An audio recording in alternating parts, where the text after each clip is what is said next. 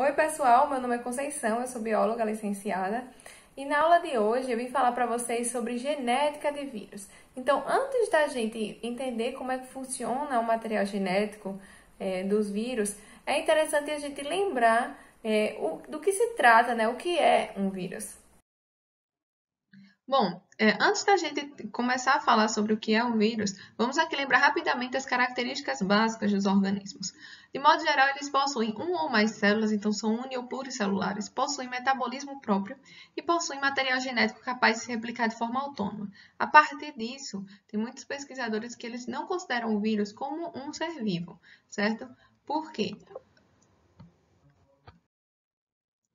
Parte-se do princípio que o vírus ele consiste, de modo geral, em um compartimento proteico denominado de capsídeo, contendo em seu interior o material genético. E esse material genético, ele não tem essa capacidade de se replicar de forma autônoma. Por isso, ele necessita de um aparato de replicação que só existe dentro da célula capaz de replicar o seu material genético. Então, a partir disso, a gente pode considerá-los parasitas obrigatórios.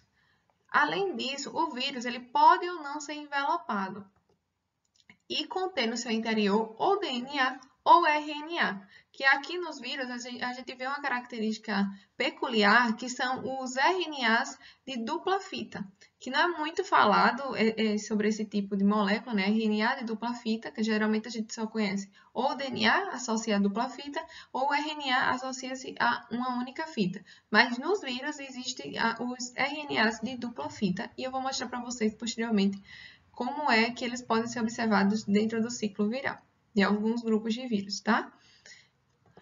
E foi se descobrindo ao longo dos anos, né, que existem diversas famílias de vírus que formam o HIV, o HPV, os adenovírus, influenza, vírus do ebola e assim por diante. Bom, então, para facilitar a aula de hoje, eu dividi ela em três partes. Primeiro, falando daqueles vírus que contêm no seu material genético DNA. Depois, dos vírus de RNA de sentido positivo e os vírus depois de RNA de sentido negativo. Bom, primeiro vamos focar aqui nos vírus de DNA, que são aqueles vírus que têm o genoma de dupla fita. Como é que ele consegue se replicar dentro da célula, né? E poder também fazer a sua transcrição e tradução de suas proteínas. Bom, inicialmente o vírus, ao entrar na célula, ele tem o seu capsídeo degradado e assim é liberado o seu material genético, que nesse caso aqui é um DNA. Esse DNA viral, ele vai ser replicado quando ele se associa às DNAs polimerases e proteínas acessórias e vai ser transcrito para a produção de um RNA mensageiro quando ele se associa às RNAs polimerases e proteínas acessórias. A partir do momento que esse RNA mensageiro ele é formado, vai ocorrer a tradução lá no ribossomo dessa molécula para produzir as proteínas virais.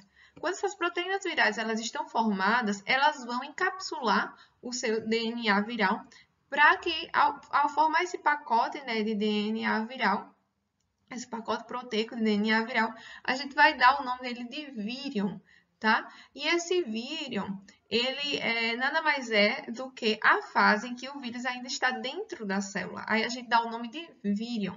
A partir do momento que esse vírion ele é liberado para fora da célula, a gente chama ele de vírus, tá? Um exemplo de vírus de DNA viral é o HPV. O HPV, que é o papilomavírus humano, muito conhecido por sua associação com o câncer de colo de útero, ele é um vírus não envelopado com genoma de aproximadamente 8.000 pares de base.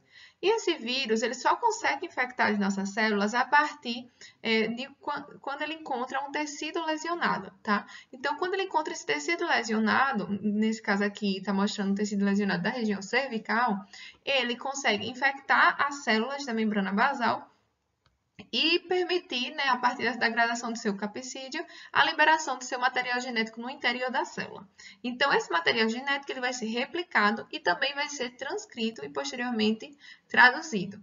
A partir do momento que ele passa a transcrever os genes do seu material genético, esses genes eles não são transcritos todos de uma vez só, que é uma característica peculiar do HPV, pois parte dos genes é transcritos em um momento e depois, né, já ao final do seu ciclo, outros genes são transcritos, tá? Esses genes que são transcritos previamente, do inglês early, a gente chama de genes E1, E2, E4, E5, E6 e E7. E depois tem os genes que eles são transcritos posteriormente, do inglês lately, que aí dá o nome dos genes L1, L2 e L3. A esses genes e as proteínas que são formadas a partir da transcrição desses genes, recebem o mesmo nome dos genes. Então, o gene E1 vai dar origem posteriormente, né? Depois que ele é transcrito e traduzido, o seu RNA mensageiro vai dar origem à proteína E1 e assim por diante. E2 vai dar origem à proteína E2 e assim por diante, tá?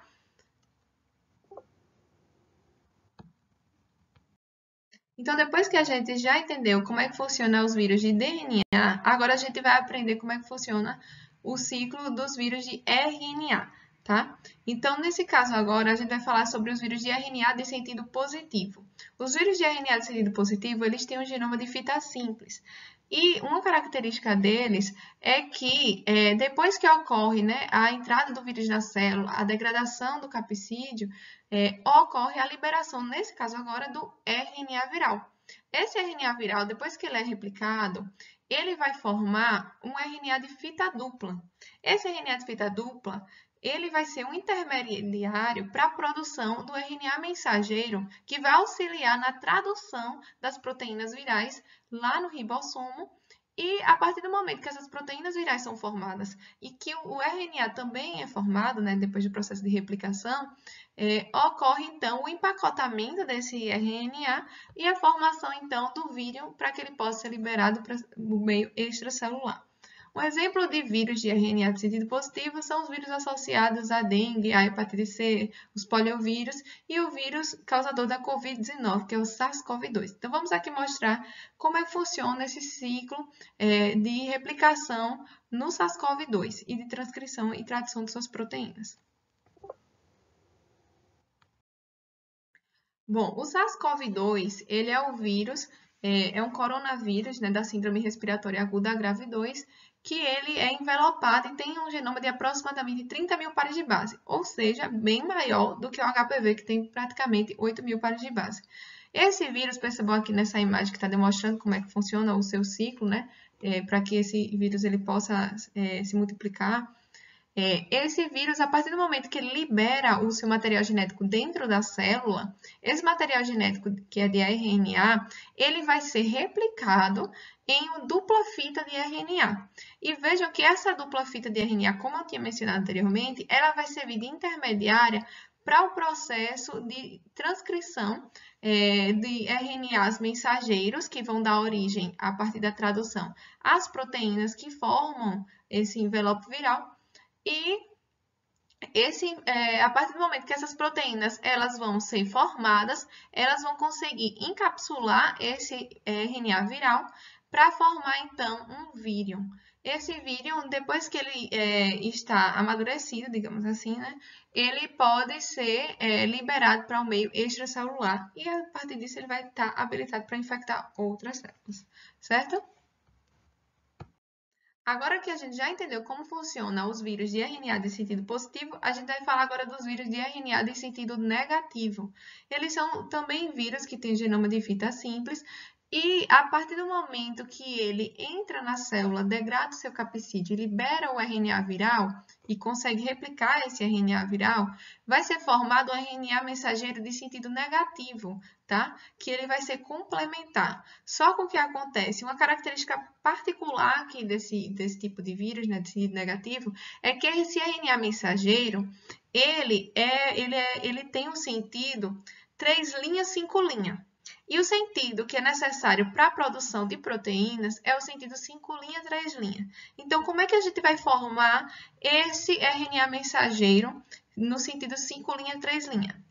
Junto com a associação da RNA polimerase dependente de RNA, que é justamente uma polimerase que vai produzir outra molécula de RNA a partir de um RNA. né? Diferentemente daquelas outras RNAs polimerases que a gente já conhece, que elas conseguem formar um RNA mensageiro a partir de um DNA molde. Nesse caso aqui, a gente não tem um DNA molde, a gente tem o quê? Tem uma molécula de RNA. Então, por isso que a gente chama essa enzima de RNA polimerase dependente de RNA.